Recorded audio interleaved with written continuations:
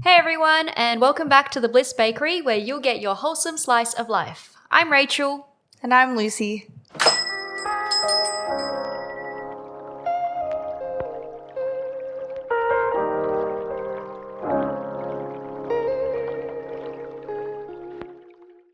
Last time Lucy was on the podcast, which was like the last episode of the recent season, she actually shared a hot tip on skincare. So you got to listen to that episode to actually know what the hot tip was. But today I actually brought Lucy back to talk more in depth about skin and beauty since she is an expert. Lucy works at Mecca, so she's surrounded by this stuff all the time, and I wanted to find out more from her about how to properly take care of your skin, especially as we're getting into our late 20s and it's becoming more important than ever. But first of all, how's it going? How are you?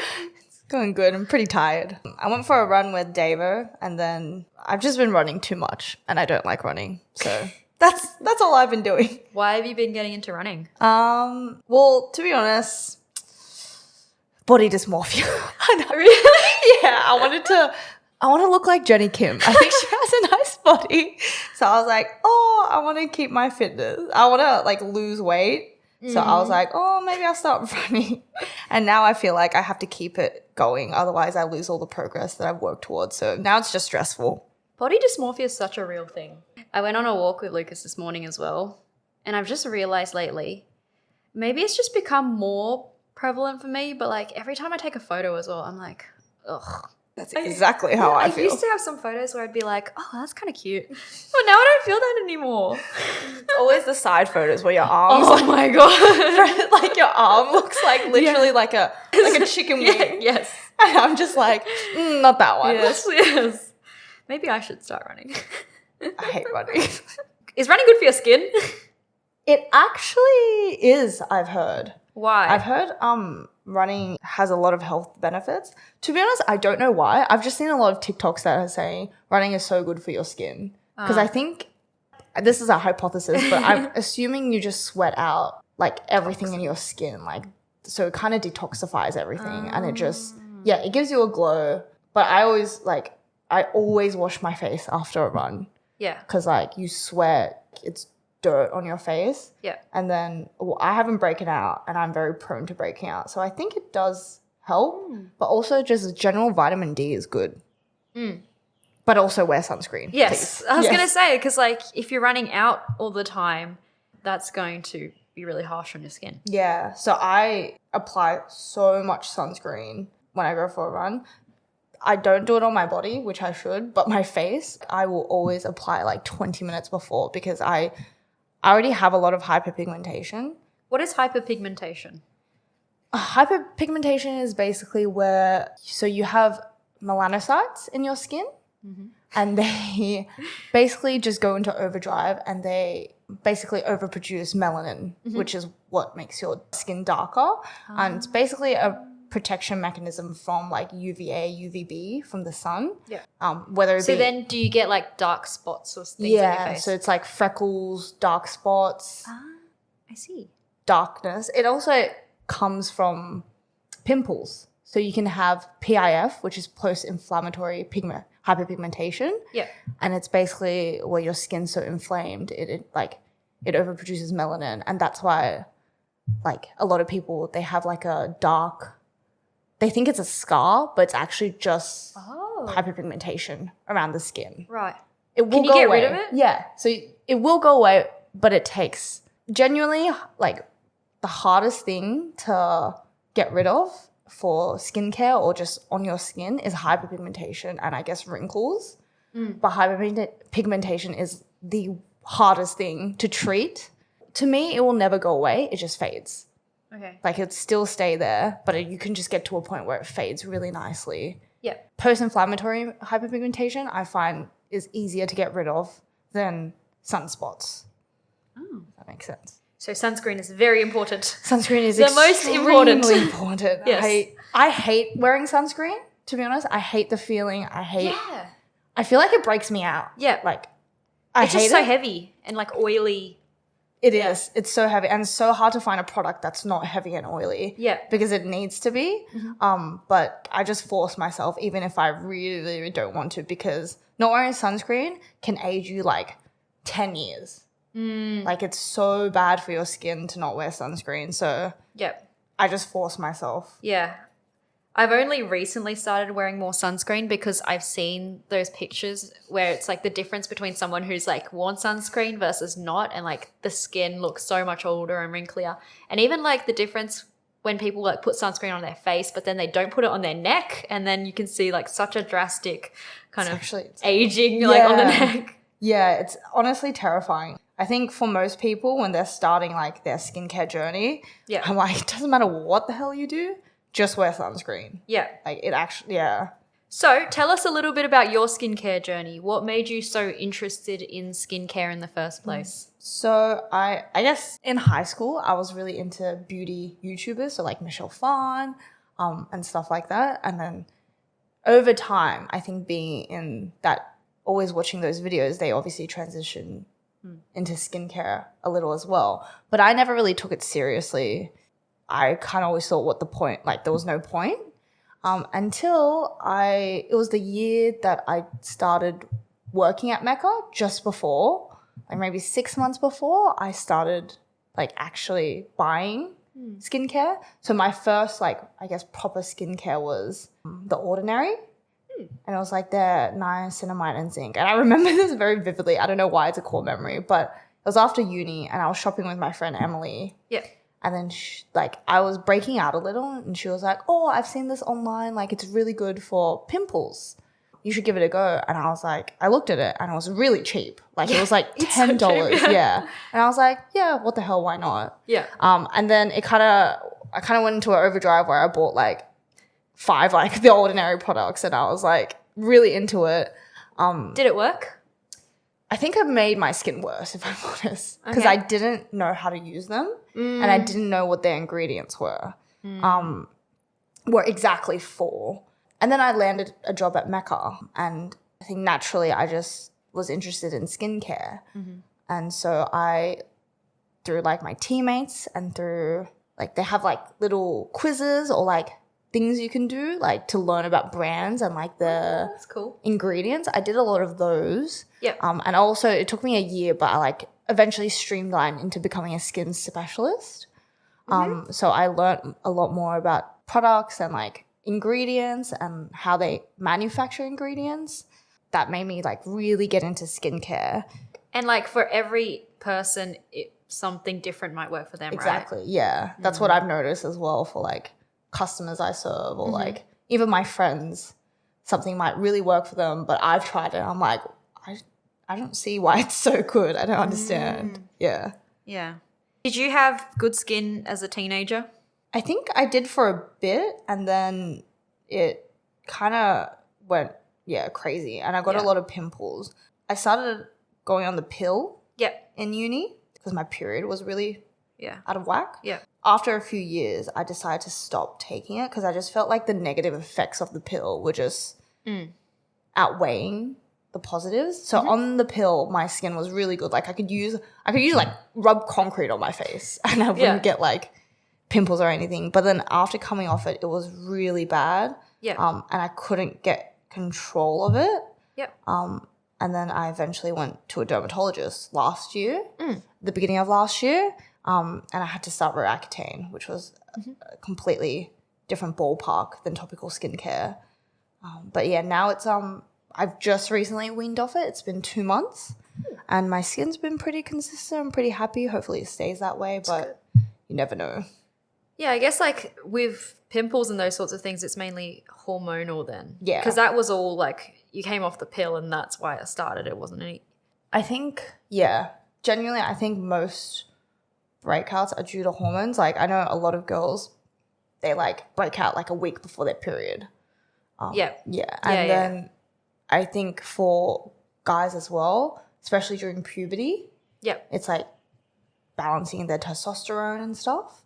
So I think a lot of it has to do with hormones, but I know a lot of it is also like how you treat your skin as well. So like if you don't wash your face or if you don't look after it, like dirt build up, oil buildup, it will produce pimples as well. Yeah. What was the first like skincare routine you can remember having? Like ever?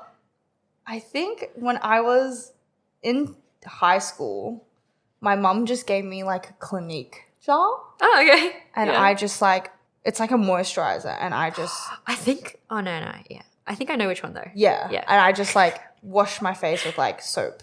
Yes. I used that for the longest time. Yeah. I probably still wash my face with just water in the morning. That's okay. Because I don't know, like, am I supposed to cleanse in the morning or at night or both? Well, to be honest, a lot of people actually just wash their face with water in the morning because it's a bit too stripping to cleanse. It's like too much. Yeah. So like it's actually okay, but I find that I think I get a bit paranoid because I'm like, oh, what if I'm not washing everything off with water? Yeah. So I use like, it's like a cream cleanser where it doesn't foam. It just feels like you're applying cream and you just wash your face off that. So I think, so the one I've been using is like Kate Somerville Delicate, which is really expensive, but it's fine. And it's just like a cream that washes off and your skin doesn't feel stripped or anything. So do you have like a different morning routine to a night routine? It's mainly the same. I just change out like 2 ingredients or 2 products. But my morning one, I cleanse normally, like with that soft cleanser. Yeah. And then I use something called SOS spray by Tower 28. You can only get it in America, so sorry if anyone wants to buy this. But it has hypochlorous acid in it, which is really good for like antibacterial. So I always spray that if I'm going like out to play sport or if I'm going for a run, I'll spray that just as a topper because it's an antibacterial. So after that, I use snail mucin, like the Cosrx snail mucin. Yeah.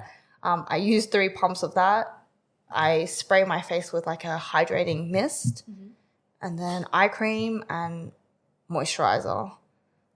And then for nighttime, it's the same thing except instead of that spray, the SOS spray, I use like a vitamin C serum because you can't mix hypochlorous with actives because it basically it neutralizes them. Did you say when you put on sunscreen in the morning? Oh, yes. Oh, After? actually, I'm pretty bad. I'm going to be real. I'm pretty bad with sunscreen application. I know like all the beauty influencers are like, you have to wear it if you're inside. UV penetrates. I never do. I hate the feeling.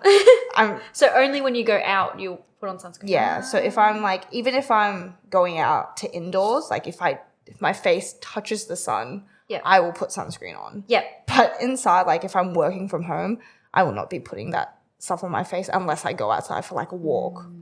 Yeah. What's your take on the like Australian sunscreens versus all the different ones like the Japanese and like Korean ones? Yeah. So a lot of retailers, so like I don't want to say proper retailers, but like the big household names like Sephora and Mecca, they're not allowed to sell sunscreens that aren't TGA approved. So TGA is like basically our version of the FDA in America. So they have to approve formulations.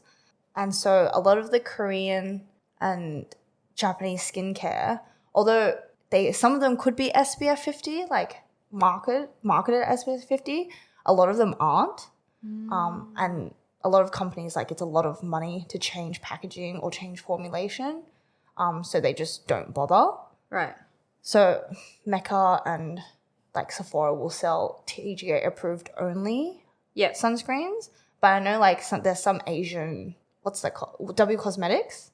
Yeah. Yeah, they will sell Korean and Japanese sunscreens. Yeah, but it's not like illegal to sell Yeah. them. It's just like, I guess what the company wants to follow by. Yeah. But again, I think it's good to look at the ingredients because some of the ingredients the actives in sunscreen are very similar to the ones that are TGA approved, and also keeping in mind that to get TGA approval, it's a lot of money.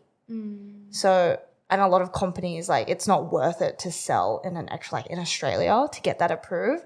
So I wouldn't write off Korean and Japanese sunscreen completely. Yeah.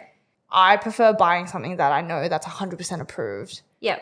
Because the sun in Australia is stronger than like anywhere else, right? Exactly, yeah. Because I use the Anessa, like Japanese sunscreen, which I think it's really famous there, and it's really good because when you apply it, it's this like super thin kind of oil, and like once you put it on, it barely feels like it's there. So that's why I like it, but then I don't actually know if it's effective or not. Well, it would still be effective. It might not be SPF 50 in Australia, but it'd still be like very high coverage, and there is a minute difference with like SPF 30 and SPF 50. Yeah. So it sounds like a lot because it's like 20 in between, but realistically SPF 30 would protect like 90%, 95% of the time. Right. Unless it's like a really coverage. bright day. Yeah. And then SPF 50 is like 97% coverage. Right. So it's like not that big of a difference. Again, I would just prefer doing like the most I can because I know how damaging sun can be. Yeah. But it's not that big of a deal. Wait, what does it mean when it's like 95% coverage? Like, does that mean that there's holes in it technically in the sunscreen where like the sun is just getting through? Kind of. It just means it's not, none of it will be 100% like protection. Yeah. Because UVA rays and UVB rays are still very powerful. So it's like there's still 3% that will ultimately get touched by the sun, I guess. Right, okay. Yeah. Okay. Interesting. What sunscreen do you use? I use the Mecca to save face, the black one, the SPF 50.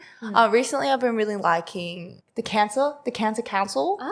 Their one, it's like a fourth of the price. Yep. And it's very similar to the Mecca one. Yeah. Which I'm like, why wouldn't anyone?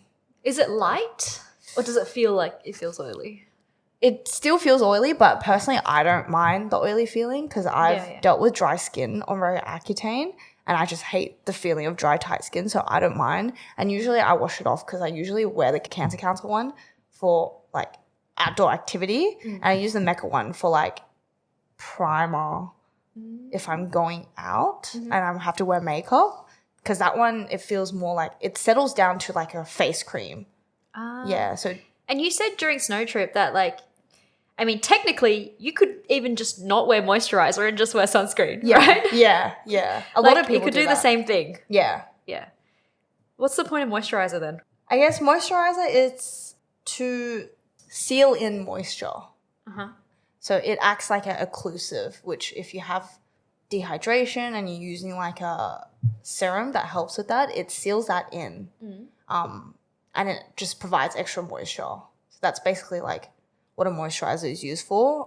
Because like if you wash your face and you just use, like I know some people with really oily skin, they just use serum. They don't use a moisturizer. But most people, you need a moisturizer to just add that extra bit of hydration, but also seal everything in. Yep. Do you want to retain your moisture in your skin because if it's dry, that causes wrinkles? Is that like the connection?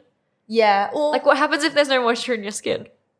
Yeah, wrinkles. It just immensely dries out your skin, which, at the end of the day, over time, it will just produce fine lines and wrinkles. So if you want to avoid that, it's good to keep your like skin moisturized. Like a lot of older people who have oilier skin, they don't get like fine lines are like longer to get for them. Like they look a lot younger at their age. But if you have like dry skin, it's a lot easier to see and get fine lines and wrinkles. Yeah. So I listened to a podcast with Science Versus. It talks about like, is skincare a scam essentially? And the findings in that were things like a lot of the ingredients around anti-aging or like getting rid of your wrinkles don't actually work because the chemical makeup of it is too big to get through the pore of your skin. So it really just sits on top of your skin and then like you wash it off. So things like collagen and that sort of stuff doesn't actually work. And I think they mentioned, what's the retinol, like the prescription retinol? That's the only thing that may have. Tretinoin? Tretinoin, adapalene. Yeah, so they said that's the only thing that may have like some small improvement, but you have to get a prescription around it. And then like a lot of these things that will say like will reverse wrinkles, all that sort of stuff is just marketing. Yeah, pretty much. Like, I guess this goes into like my personal take on skincare as well, because that's true. But I also find that at the end of the day, like there are products that will work for you and they will really work for you. I think it's beneficial having that in your routine because at the end of the day, like, it might not change you having wrinkles or you eventually getting them, but it does help protect your skin for longer. But I agree in the sense that most of it is marketing. There's only so much you can do with skincare and topical skincare. A lot of stuff that I don't find worth your money is like hydrating products, like hydration products. Like you can just buy them. Like Korean skincare does a great job at that, and it's cheaper than like Western skincare. Yeah. But things that I find that are worth actually investing in is like actives. So like vitamin C, retinol, like some retinol, and not even exfoliants, just like those kind of actives that help really target a particular issue you want to target, because they're really hard to formulate. Yeah. Like vitamin C is incredibly hard to formulate. It goes off, like it goes bad very, very easily. So a lot of like R&D goes into making those. So I find that is like, if you find a good product that works, that's an active like that, it's worth your money. Yeah. But it's like those things will target some kind of like, what does vitamin C do? Vitamin C overall targets brightness. Like it helps your skin to be brighter, but it also targets hyperpigmentation because it actually helps break down that extra melanin. Yeah. Retinoid or like that prescription tretinoin also does that. So like tretinoin's like literally like the god of skincare. It will target anything and it will help with that. But vitamin C, I guess, is a more like, it's been in the industry for years, well-known kind of active that helps with hyperpigmentation. Yeah. And it's not just vitamin C. There's like more natural derivatives of that. And in vitamin C, there's multiple different types. So there's ascorbic acid. So that's like the purest form. So I find stuff like that is worth the money and the investment. But at the end of the day, topical skincare will only do so much. Maybe like my takeaway from when I listened to the episode, initially I was like, so don't buy skincare? Like don't do anything except for like drink water and put on sunscreen. That sounded like what they were telling me. Yeah. And then I think maybe as I thought about it over time, maybe it was talking more about like for anti-aging specifically, like there's nothing that's going to reverse the aging of your skin. But if you're tackling other issues like what you mentioned around hyperpigmentation or like brightening the skin, those sorts of things, there seem to be ingredients in certain skincare things that will help. But it's more around, I guess, like you're not going to get rid of your wrinkles once you have them. Yeah. Like it will help alleviate, but you're not going to get rid of them. And that's why sunscreen is so important, because sunscreen will avoid you from getting wrinkles. Yeah. But prevention. Yeah, prevention is key. It's better than treatment for sure. What's the quote? I don't know the quote. Prevention is better than cure? I thought it was treatment. Oh no, it's not treatment. Either way, prevention is better. Okay, prevention is key. Yeah, prevention is key. Sunscreen is key. If that's the only takeaway people get out of this, sunscreen is key. Yes. What are your favorite products? I feel like I just use too much and I try too much because I get a lot of things to try at work. And it's like I feel like I've oversaturated myself that I'm like, none of these really stick out to me as amazing products. I think the one I really, really liked when I was a bit younger was the Dr. Dennis Gross peel pads. So they're like a two-step exfoliation. They're like little pads and you just rub it around your face, let it do its thing. And then the second pad is like a neutralizer, which helps neutralize the acid. And I just remember waking up every time I used that and my skin was like glistening. And I was like, and it helped like reduce any pimples I had and stuff. So do you not use it anymore? No, it's a bit too harsh for my skin now because I feel like my skin has changed a lot since being on Roaccutane. So I've had to change a lot of my skincare. I do really like any type of those little pad wipe kind of things because I feel like they're so easy to apply. Like you just go, done. It's for lazy people like me. It's good, yeah. And you can even use that to cleanse because it like kind of gets rid of everything. Yeah. Yeah. What do you think of like the CosRX ones? The toner pads? I think so. I haven't used it. Okay. I think the original podcast we did, the first one, I was like, don't over exfoliate. Yeah, true. So I'm like, I'm very big on that right now because my skin's so dry that if I do, like when I use those toner pads, like I woke up with red blotchy skin because it was just too much. I also think every single brand comes out with like 10 exfoliating products and I'm like, why? Like people don't need this many exfoliating products. And I remember like Paula's Choice came out with like a BHA. Yep. It's like 2%. And high percentage does not mean it's better. If anything, high percentage will irritate your skin even more and it won't help whatever you're trying to treat. So I think for the 2%, I recommend it a lot to men because their skin is a lot hardier than women's, I find. So they really like this really strong stuff because it works on them and it doesn't irritate them.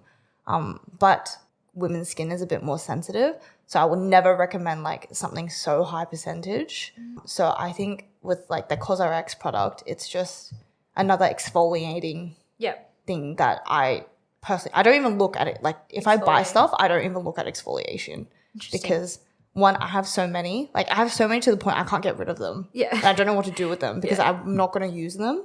And then two, a lot of them are like extra strength, like exfoliating will give you a new layer of skin. And I'm like, I don't want that. I just want to protect what I have now and not irritate it. I think at least it's taken a step forward from what we used to do before. There were chemical exfoliants, right? Around physical exfoliating, which is probably even worse. Not good, yeah. Yeah. Like we used to use those nose strips. Walnut strip? Oh, the pore strips? The pore strip. Oh.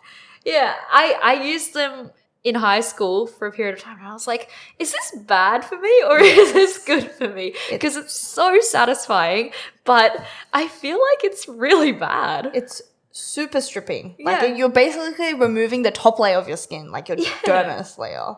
So I'm like, oh, it's not great, but I can see why people want to do it. Also with like, most of the stuff it pulls out is, there aren't even blackheads, they're just sebaceous filaments and they'll just fill up again with sebaceous filaments. So there's not really a point in doing it, but I can see why people like them so much because I used to do them as well. And I'd be like, oh, this is so interesting to look at.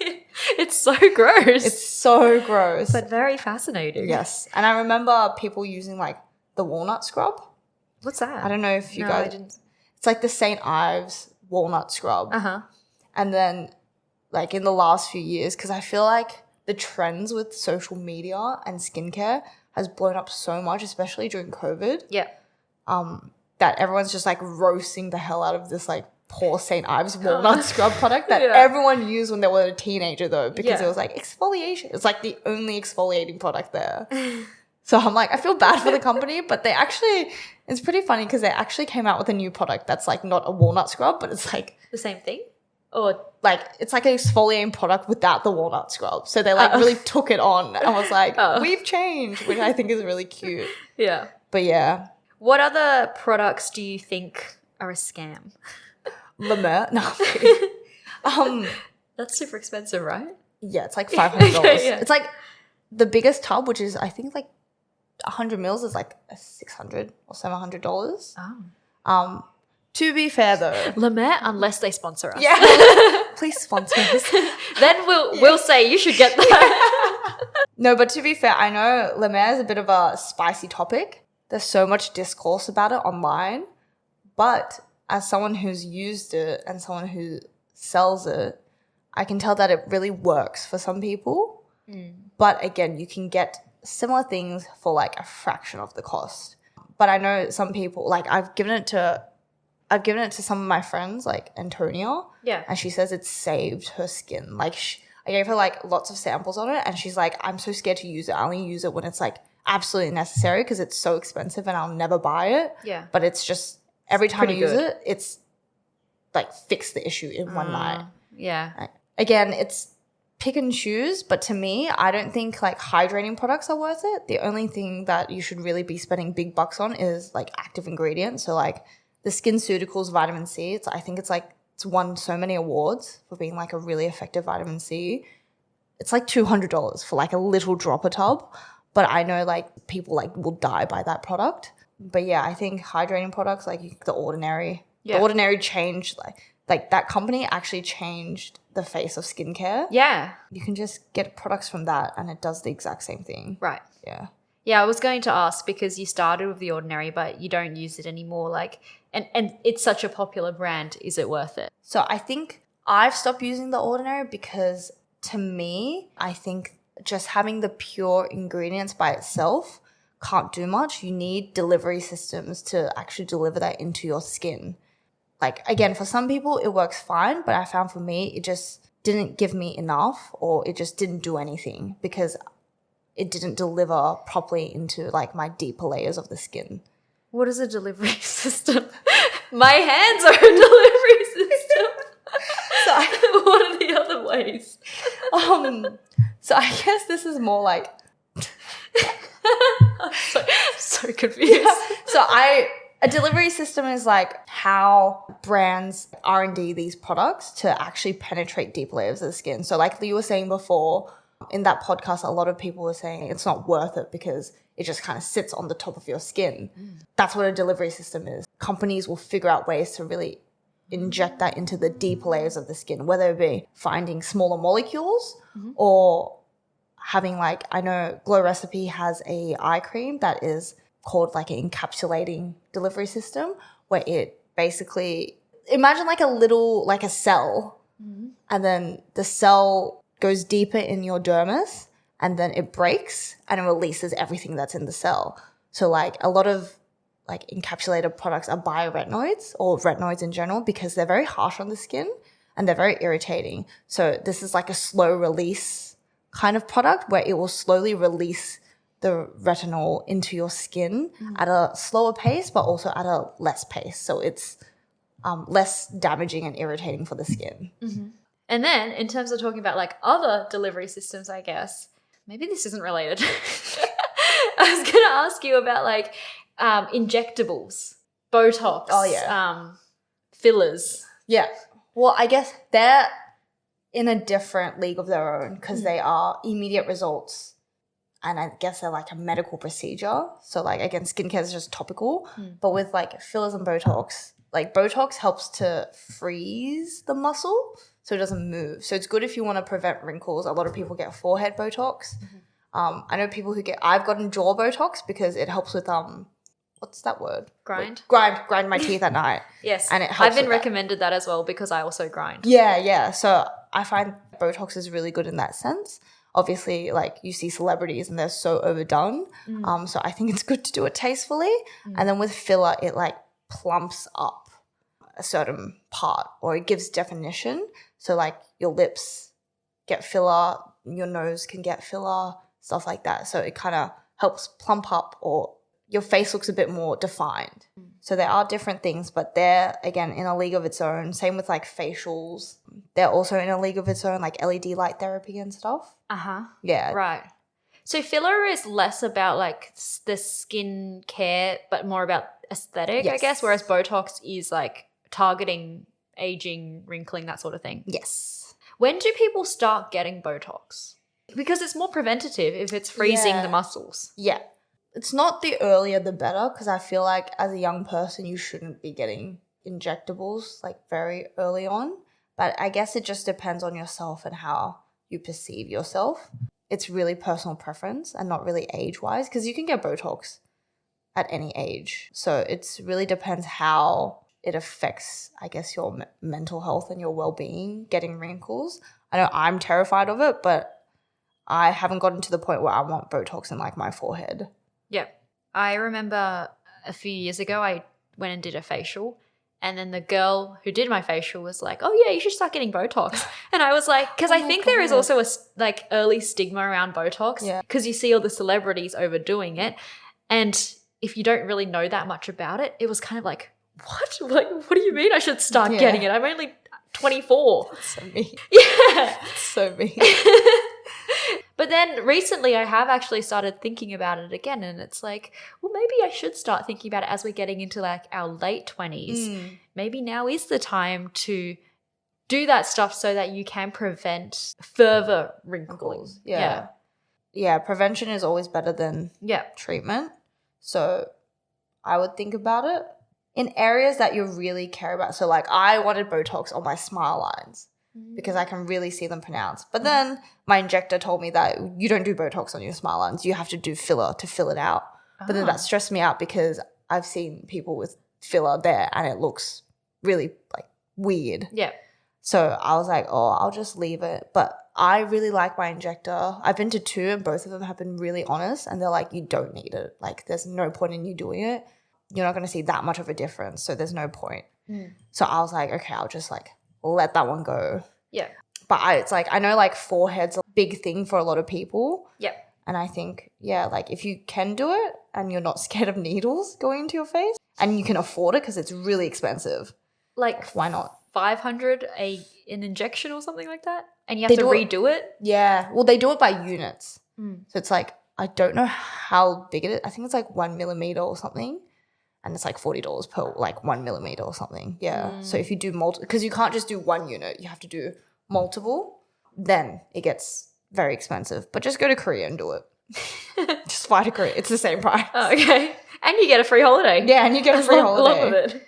I've also read that like if you are young and you're doing it a lot, like that freezes like the muscles, but it weakens the muscles as well. So then you're actually more prone to wrinkling like later on if you do it too much. I know with filler, some people have said if you overdo it, it actually stretches out your skin. So once you dissolve it or once you get rid of it, you're like that part is kind of wrinkly. Yeah. Yeah. So I'm like always like trying to tastefully get filler. Right. There's obviously this like as we get older, we're going to be in our 30s before we know it essentially. Like literally existential crisis right now at this stage in our lives. And I think we are seeing ourselves physically get older as well. I think when you're young, you just feel like you're frozen in time forever. And then like you start noticing little things and it gets you worried. And then the stress makes you like worse.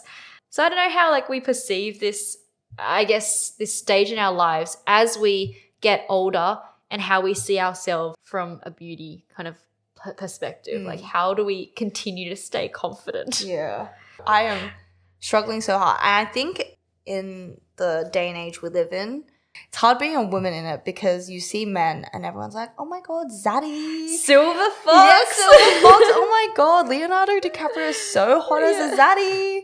And then you see women and they're like, oh, they're so old. They have so many wrinkles. Yeah. And then you also see women, they're usually more botched up because they're trying to prevent looking older. So I feel like it's, to an extent, it's a bit harder for women to come to terms with that because of the society we live in. Yeah. And I feel like that's something I'm struggling with a lot as well because, yeah, I look at my face and I'm like, ew, I'm getting wrinkles. Like, gross. Like, I never thought I would be getting wrinkles. And it's hard, like, it's hard to look at as well. Yeah. But I think you can't stop aging. And I think eventually it'll just get to one day where you're just like, I'm hopefully happy with how I look and this is the best I can look at this age and what I've done. I have many regrets from not wearing sunscreen when I was young because I have so many sunspots because I used to go to the beach a lot as a kid. I have so many sunspots that I just have never been able to get rid of. And I think over time I'm just like, oh, I just have to accept that this is what my reality is and I just can't get rid of them. Like I can try lighten them, but like at the end of the day, they're never going to go away. I have like a huge spot on my left cheek. I like literally here. don't notice it. And then I think I've just been so annoyed about it, but then it's gone to a point where I'm like, it's okay, I can just cover it with makeup. Like it's never going to go away. Yeah. Like I can't get rid of it. It's too big and it's too dark. It is what it is kind of thing. Yeah. And you just kind of learn how to accept that as we're growing old, which kind of sucks. Yeah. And it's scary because like now I think more often I'll look in the mirror and be like, sometimes I'm feeling confident. I'm like, oh, I look pretty cute. But then I think, man, there's going to be like a time in my life where I'm not going to look like this anymore and I'm going to be really sad about that. Yes. And like, I don't know, I will never look 18 again. Yeah. I don't get ID'd at like Bottleos anymore. And I'm so offended. I'm like, do I not look young? I'm always ready to get my ID out as well. Me too. And then they don't ask. I'm like, do I really look that old? It hurts a lot. Yeah. Yeah, I think it's just something we're gonna have to deal with. I think that will be an existential crisis in itself. Yeah. And I felt like I've already started that because I was like, oh, once I get wrinkles, I'm just gonna. I refuse to look older. I think that's something I'm really struggling with, and looking in the mirror and being like, oh my God, like I have wrinkles, I have smile lines, like my eyes are getting saggy. I can go on. I have no nose bridge. I have a scar on my face. Like, it's so easy to get caught up in just attacking Everything yourself. you feel like you could fix. Yeah, exactly. But also take it as it's a sign of you're growing up. The scar on my face, yeah, like it sucks, but I was playing sport. I was having fun with my friends. Smile lines are because I'm laughing a lot and I'm enjoying time with my friends. I think it's like that's like another way to look at it. It's like you're growing up with yourself. Yeah. As well as mentally maturing as well. Yeah. I think the other thing I really believe is that there's a toughness, I guess, on pretty people when they're young, that they rely on their visual a lot. And so they can get by in life quite easily because there's pretty privilege, and, you know, they don't really have to develop, like, I'm not saying pretty people don't have a personality, but a lot of the time I feel like you don't actually need to develop as strong a personality or focus on those like internal traits as much because you're having just a great time in life being pretty. Yeah. But then as you get older, if you hinge too much on that value, and naturally everyone's going to look older and their appearance is going to, you know, everyone's going to look like granny at some point, then I think it's harder to take for those people because now they're losing that value that they've lived their whole life in, and now they're like, well, what do I have? So I think it's like it is super important to be developing like the personality at the same time as well. Yeah. I'm sure we all know people who are pretty and like don't have. Anyway, kind of like an NPC, and you're just like, oh, that's all there is to it. But then you have the double whammy where they're really pretty and they have really good personalities. You're like, I'm never going anywhere in life. They've got it all. They've got it all.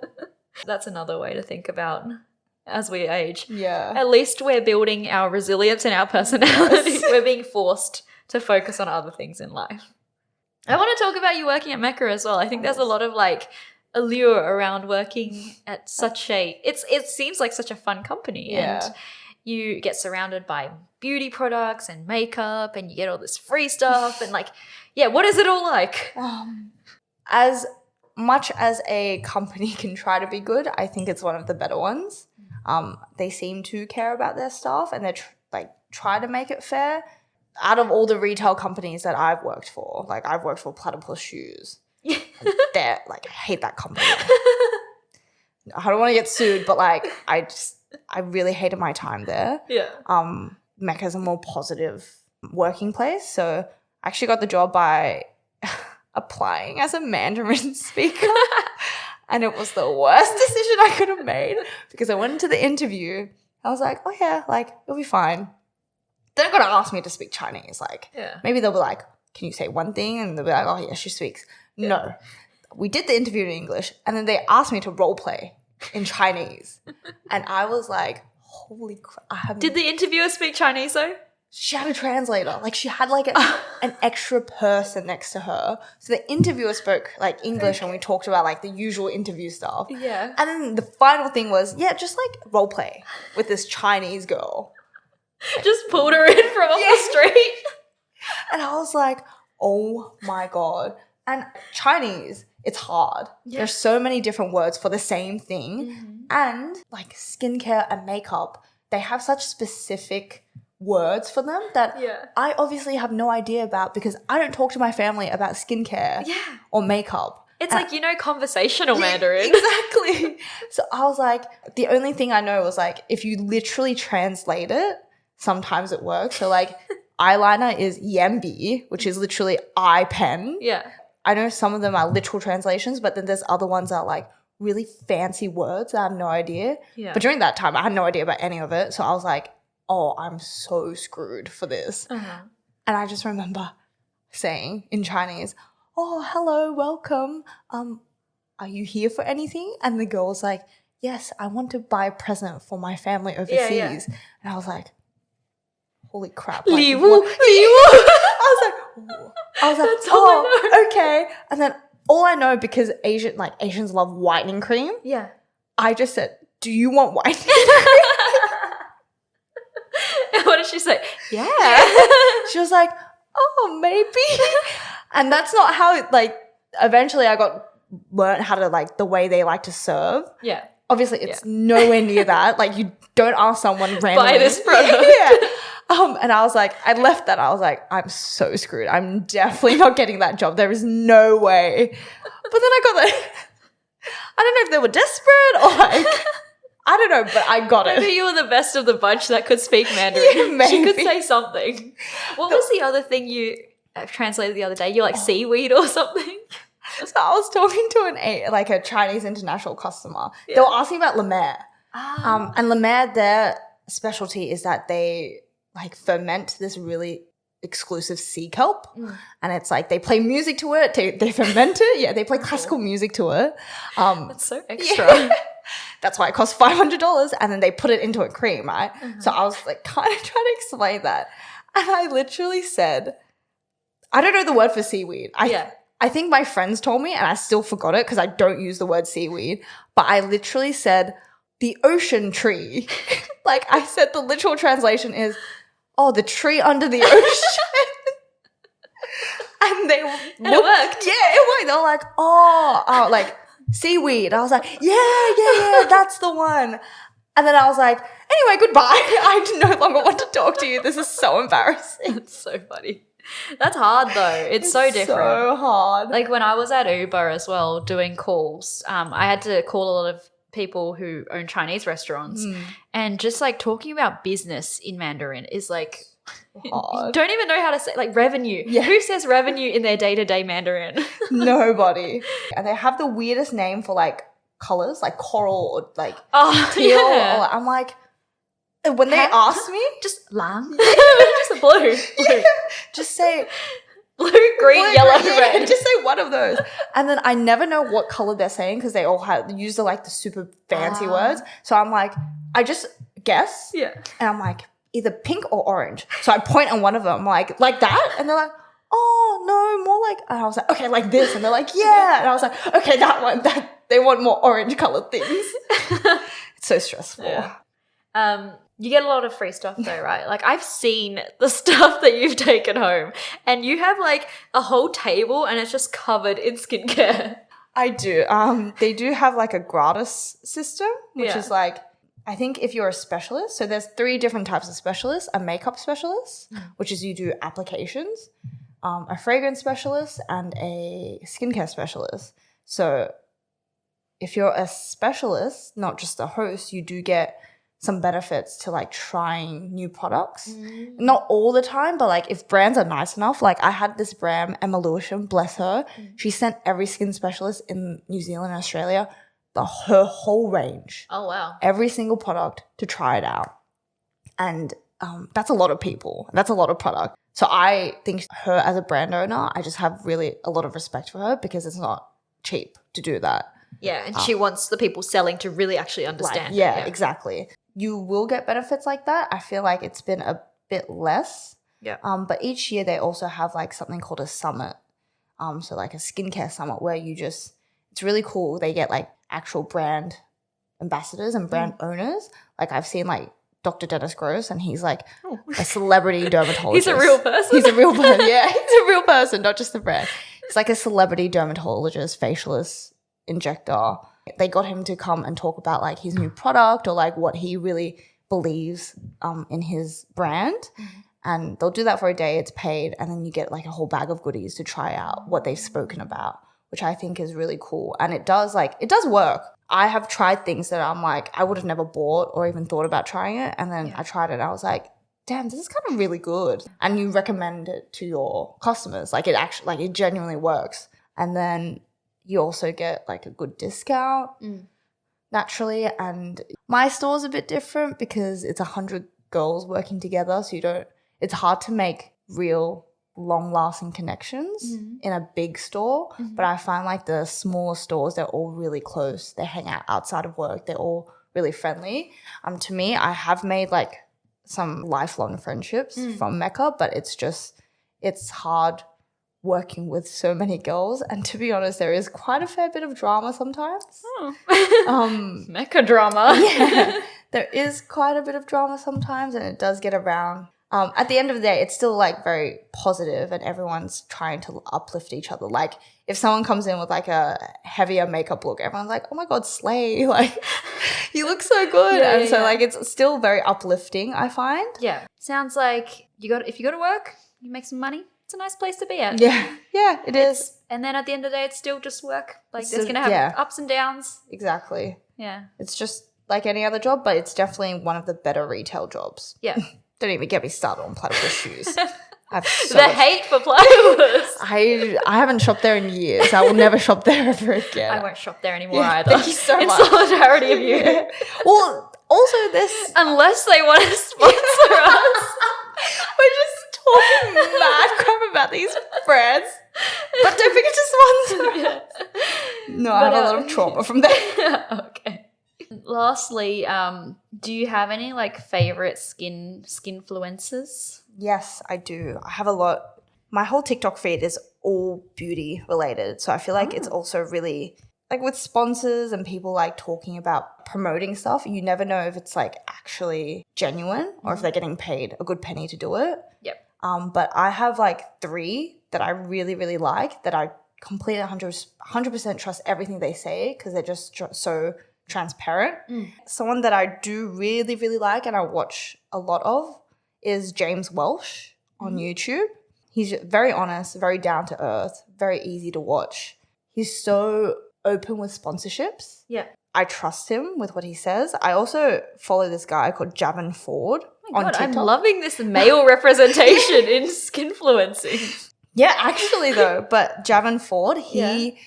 is only on TikTok, I think, but he's a chemist that does formulations, and he just talks about again what's worth it, if you should really pay X amount, or even how to use skincare ingredients, because again, like some skincare cancels out the other skincare, so it's like there's no point of you even putting this on your face at the same time. Yeah. So he's also very honest. He doesn't get a lot, like I don't think he's big enough to get like sponsorships yet, so I don't know what's his take on sponsorship, but he's very honest guy, gets down to like the nitty gritty with like chemicals and ingredients because he's a chemist.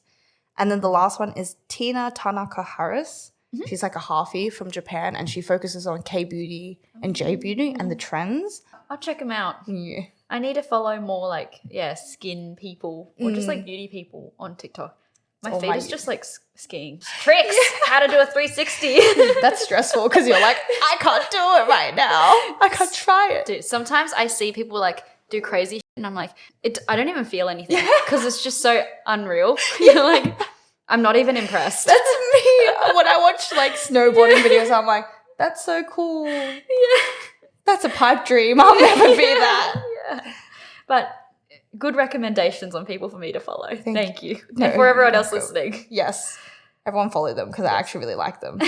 Well, thank you so much for coming on and not being a skinfluencer so you can give some reliable information that people can trust. Maybe I should start. Maybe this is the beginning. Maybe this is the beginning of me becoming a skinfluencer. Yeah. Thanks to everyone for listening as well.